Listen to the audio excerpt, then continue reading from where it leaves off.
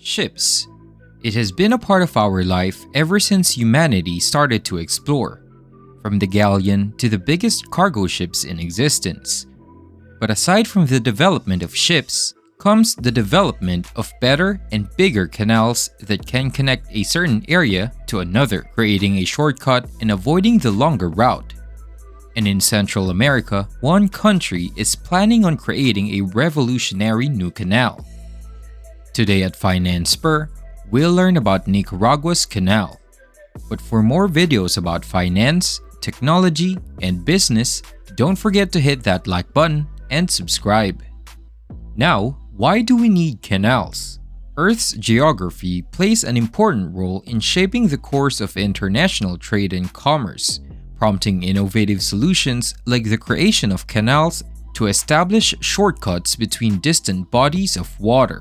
The vast expanses of land and continents often act as natural barriers, compelling maritime vessels to circumnavigate extensive routes to reach their destinations.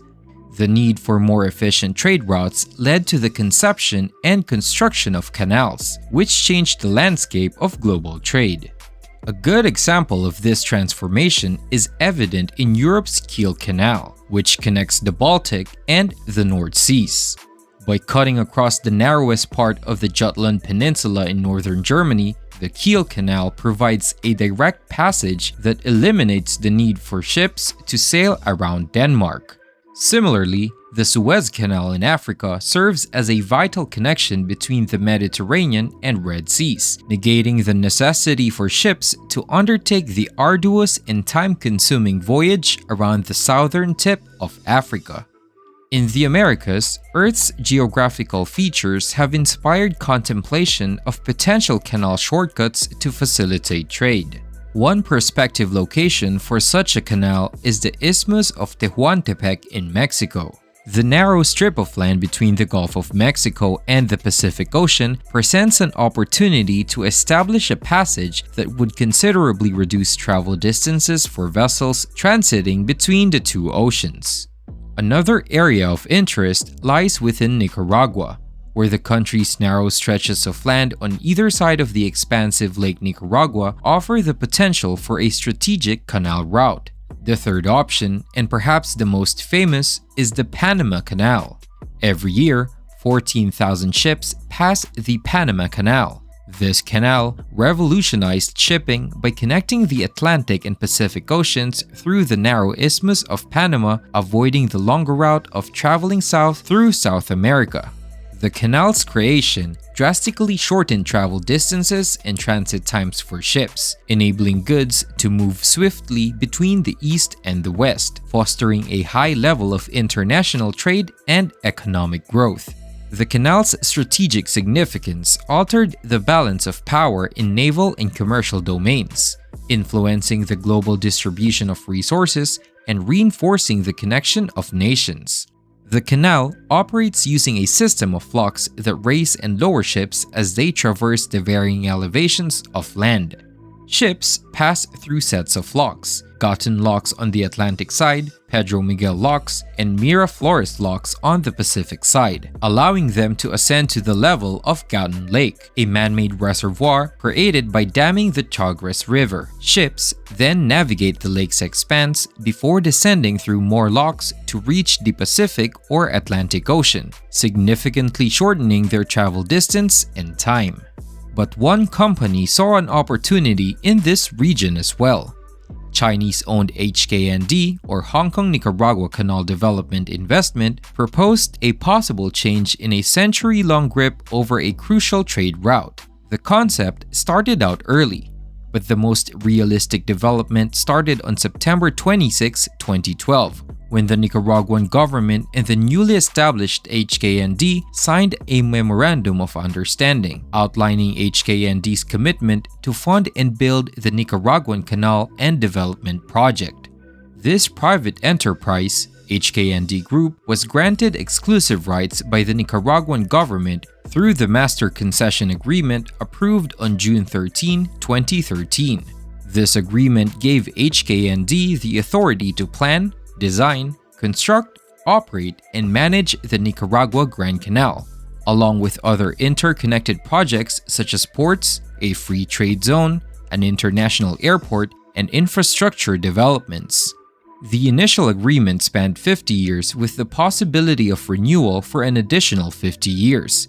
As per the agreement, HKND would have provided an annual payment of $10 million to the Nicaraguan government for the first 10 years, and a percentage of revenue thereafter, with eventual ownership shares gradually shifting to Nicaragua, potentially making the country the majority shareholder within 50 years. Now, how do they plan to make a canal in Nicaragua? HKND aimed to create a 259.4-kilometer canal consisting of 3 sections. The West Canal, spanning 25.9 kilometers, would connect Brito on the Pacific Ocean to Lake Nicaragua via the Rio Brito and Rio Las Lajas valleys. The Nicaragua Lake section, measuring 106.8 kilometers, would traverse from south of San Jorge to south of San Miguelito.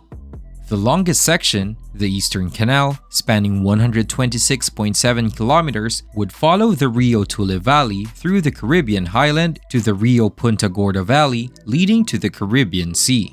The project included the construction of locks and reservoirs to accommodate larger vessels than the Panama Canal, with each lock's chamber dimensions at 520 meters in length, 75 meters in width, and 27.6 meters in threshold depth.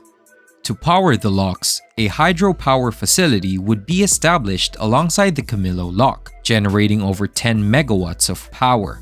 Both locks would also be connected to the national power grid with backup generator facilities. Breakwaters and port facilities named Brito Port and Aguila Port would be constructed at the canal entrances, designed to handle 1.68 million and 2.5 million 20-foot equivalent units, also known as TEUs, annually. But this project was doomed from the start.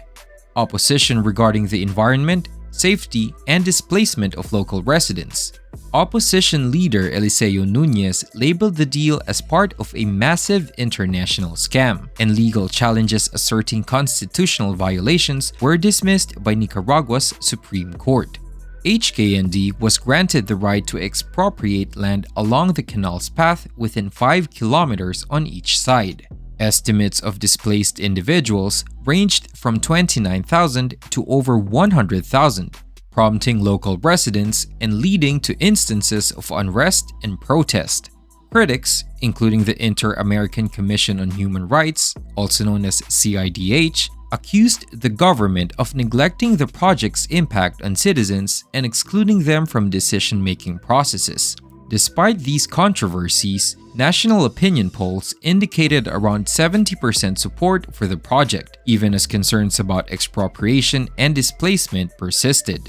Due to this and some financial issues regarding the construction, investor and head of HKND, Wang Jing, facing financial setbacks unrelated to the Nicaragua project, suffered significant losses during the 2015-16 Chinese stock market turbulence, leading to doubts about the canal's progress. Public relations efforts related to the project were cut, and Wang's absence from Nicaragua for over 2 years raised questions about the project's viability.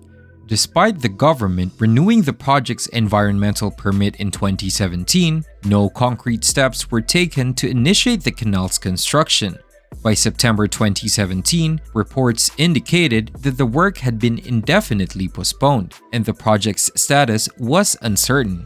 In February 2018, though the head of the Interoceanic Grand Canal Authority suggested work was still ongoing, analysts and activists widely regarded the project as defunct, with China's shifting its focus to investing in Panama. In April 2018, HKND closed its offices without providing contact information, leaving the project's future uncertain.